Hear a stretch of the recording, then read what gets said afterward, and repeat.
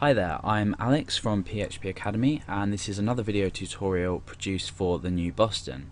This time we're going to be talking about the print language construct in PHP. Now you can see that I'm using the previous echo example here from the previous video talking about echoing out data to the user's browser, or string data to the user's browser. Now print does not differ whatsoever. Just for the purposes of this tutorial, I'm going to just change this text to hello with an exclamation mark.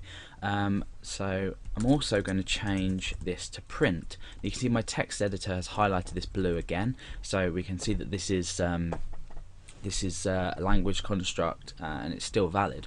However, when we refresh, we get exactly the same result as we do with echo. Now you may be thinking, why are there two different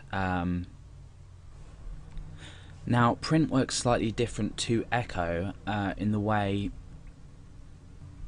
that it is actually an older way to, and a more sort of traditional way, if you like, to print data out, basically. I mean to the browser in this case. So it's also slower to use than echo, and if you want it to be really petty, it also has more characters, so people tend to find it's quicker to use echo.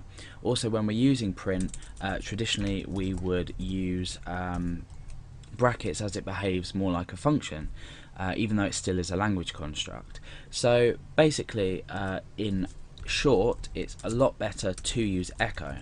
The main reason for this is it being a lot quicker, using less system resources.